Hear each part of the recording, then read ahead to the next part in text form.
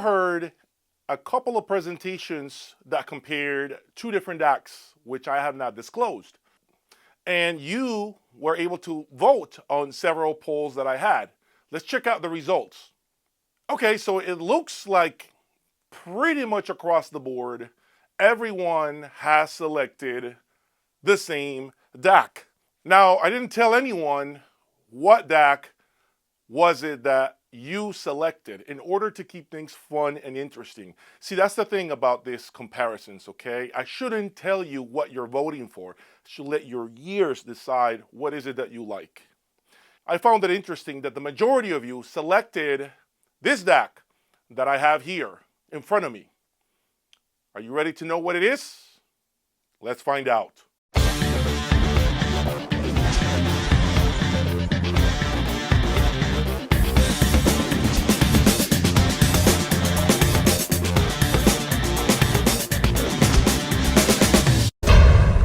Welcome back, everyone. You know the deal. Subscribe, hit that like button, turn on your notifications on so that you are alerted every time I release a brand new video. Today, I'm very honored to show you the DAC that you all have selected as the best DAC out of that shootout that I had. 3 different videos. And without any further delays, here it is. The Lampensator Horizon. This is the latest and greatest to come out of Poland. Now, this is not a brand that is unknown to me. Many years ago, I owned the Lampensator Pacific in gold color, which was a gorgeous piece to say the least. I was enamored by the construction, the aesthetics. Everyone who came into my living room at that time really enjoyed looking at this piece. Everyone's jaw simply just dropped. But today, I bring to you the newest and greatest from Lampensator. Okay, this is their current flagship model. Current MSRP, $50,000 USD. I believe the MSRP of the Pacific was or is around $30,000, give or take. So this is certainly more money than the Pacific. I know you're probably wondering, what is it about this DAC that makes it better than the Pacific? I am in no position to articulate these things, so I plan to either bring the designer of the DAC, Lucas, or the US distributor, Fred, to tell us what makes this DAC superior. Now, this is definitely one of the most interesting DACs I've had the pleasure of owning.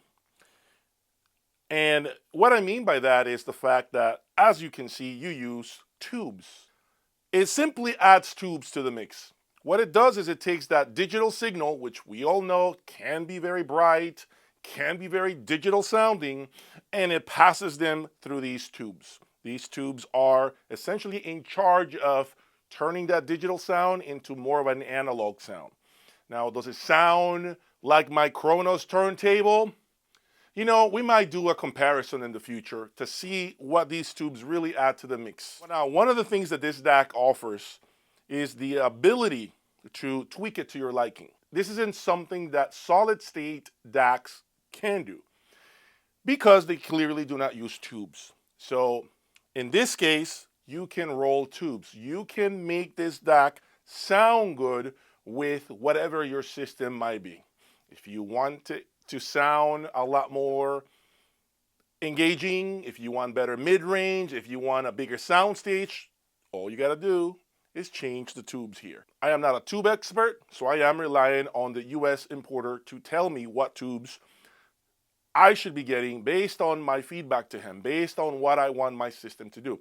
And I find that actually, you know, pretty interesting because we've tried different tubes already with this DAC, and I can certainly say to you that the results have been good and bad. Now, if you're wondering, bad, why bad? Well, because you can have the wrong tubes installed that are not exactly going to sound great with your current system. That is a thing with tubes. This is the reason why you can roll tubes. That's the point of having this flexibility on top of the unit. okay, for you to transform the music into whatever it is that floats your boat. The remote control of this piece is very minimalistic, as you can see. Volume up, volume down, mute button, input up and down, and of course, the power button. So this remote gives you the bare minimum when it comes to buttons. Some may say, well, I wish they had other buttons like a direct input selection, inputs 1 through 7. It has 7 inputs. Or perhaps the ability to reverse the polarity. Sometimes people want to reverse the polarity depending on the music, depending on where it was recorded and how it was recorded. Some DACs, I have seen some DACs that give you the ability to reverse the polarity. My preamplifier, the Commander, does not allow you to do reverse polarity, but the Boulder 2110 allowed you to change the polarity by pushing a button on the remote control. So it would be cool to see that on this particular DAC. I have heard a difference when you mess around with polarity. I have heard it firsthand. I'm telling you right now, some songs do sound better when you reverse the polarity than others. Now, on the back of the unit, we get, of course, a ton of options here. We even have dual subs out in case you want to do perhaps sub left and sub right. You get your typical XLRs and unbalanced outs. And on the digital side of things, we get our typical Ethernet connection. We get the I2S connection, which is like an HDMI connector. You get the coaxial, AES, USB, and Toslink. So it is very well equipped. I don't see shortage of anything. Now, this DAC can also be used as a preamplifier, and I must say it does a phenomenal job as a standalone preamplifier. Now, I'm not a fan of using DACs as preamplifiers because of the fact that I am used to owning some of the best line stages, okay, available to us today, and I don't believe there is any DAC that comes remotely close to my best preamplifiers, okay, and this is no different. However, do not be surprised if you get your hands on one of these, and this DAC unseats your current preamplifier. Yes, it is a phenomenal preamplifier. It has this beautiful feeling that it imposes on the music that makes you sit in your listening chairs for hours and hours on end. Of course, that's the nature of tubes, so there's no surprise when it comes to that. Now, moving on to the front of the unit, 2 simple lights, if you will, okay? And what you're seeing right now is essentially the volume of the unit, okay? And of course, when you switch inputs, you're gonna see that we go from input 1 all the way to input number 7. We have 3 buttons on the front, and that's about it. The reason for that is to keep it with the least amount of potential compromises that will degrade the sound quality of this unit. The construction is, of course, absolutely incredible, pretty solid. It weighs, oh, wow. It probably weighs like 60 pounds, I want to say. It doesn't really get hot. I've had it on for hours on end, and it doesn't really cook your room. And I think that's because it's not really aggressive on the tubes, so it's not putting a lot of wear and tear on these tubes here. And that is a great thing because that means tubes can last a very long time. Now, I know you want to know my initial impressions, so I'm going to give you my preliminary impressions before I do a formal review for this unit. The biggest thing that I picked up the moment I turned it on is, of course, that beautiful tube sound that we all are just so in love with, okay? It allows you to sit and just listen and forget about everything else that you have going on around you. That is one of the biggest strengths that this DAC has. If you're that person that's sick of that digital feeling, if you're tired of trying bright DACs, oh, I know there's many of you because I do my consultation service, which, by the way, if you're interested in doing a consultation with me to figure out what DAC best suits your needs, since I've owned God knows how many DACs by now, please send me an email or check out my website, jaysaudiolab.com, okay, where I have a lot of more information about my services and, of course, all the equipment that I have up for sale. So as I was saying, I'm always getting emails from many of you who are telling me, Jay, man, my DAC is too bright. It's just so bright, Jay. I can't shake off that feeling, Jay. I keep trying power cords. I keep trying speaker cables. I'm about to hang myself upside down from the ceiling. I don't know what else to do. I just can't seem to get rid of the brightness. Sometimes it is your DAC, the issue. Okay? Some DACs, I don't care what anybody says, are notorious for being bright. You can be with a fire hose trying to put out fires all day, and it will still burn your ears. It doesn't matter what you do. It gets to a point in which you just quit. Okay? And I've heard many of those DACs. As a matter of fact, I have owned many of those DACs in the room. You've seen them in the past. I'm not going to give out names, okay? And so that's how I've started to shift into something different.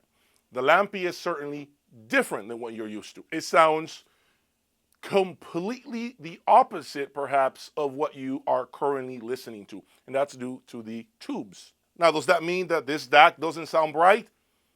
That's not what I'm saying. Remember what I said earlier. System matching.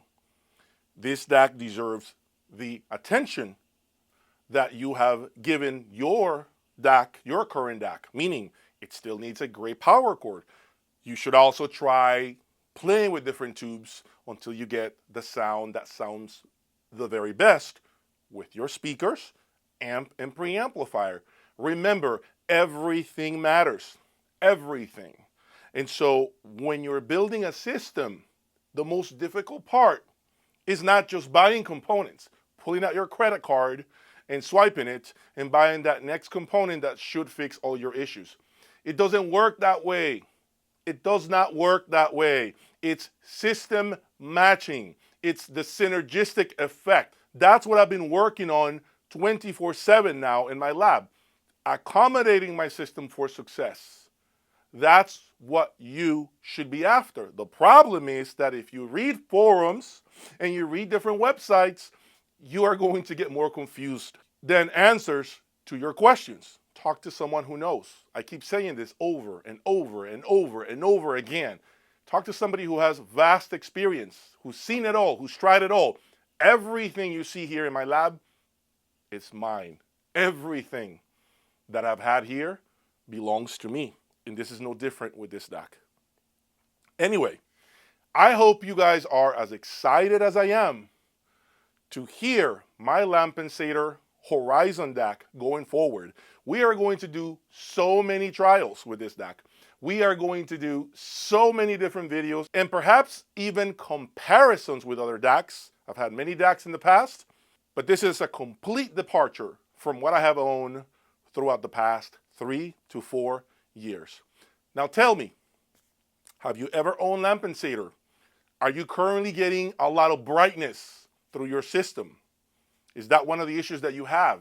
Tell me in the comments section, what have you done to get rid of this digital feeling from your DAC?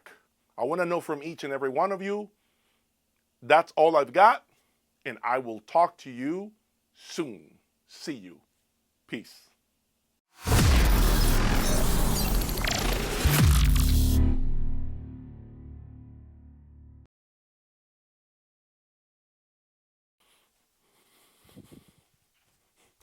Little behind the scenes for you all, so you can see me do the madness here.